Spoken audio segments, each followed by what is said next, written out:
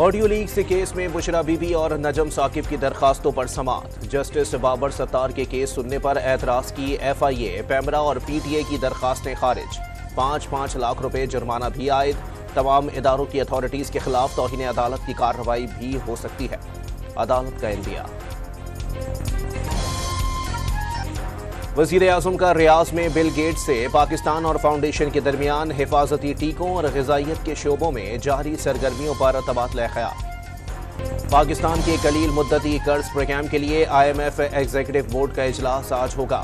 1 ارب 10 crore dollar کی آخری قسط کی منظوری کا امکان۔ دونوں جانب سے حکام کے درمیان گزشتہ ماہ اسٹاف سطح کا معاہدہ طے پایا تھا۔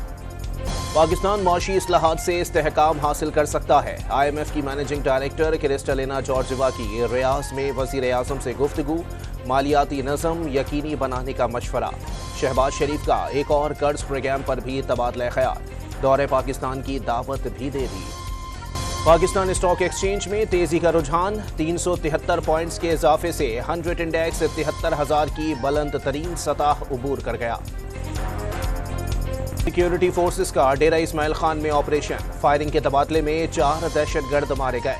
قبضے سے بڑی تعداد میں اسلحہ اور بارود برآمد۔ ہلاک ملزمان علاقے میں دہشت گردی کی کارروائیوں میں ملوث تھے، آئی ایس پی آر کا بیان۔ اسرائیلی فوج کی بمباری سے مزید 22 فلسطینی شہید۔ عالمی عدالت انصاف سے اسرائیلی وزیر اعظم، آرمی چیف اور وزیر دفاع کے وارنٹ گرفتاری جلد جاری ہونے کا امکان۔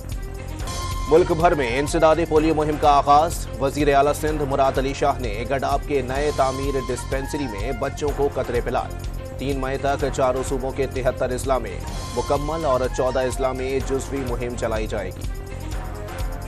اور لاہور اور گجرانوالہ سمیت پنجاب کے مختلف علاقوں میں بارش سے موسم خوشگوار ہو گیا۔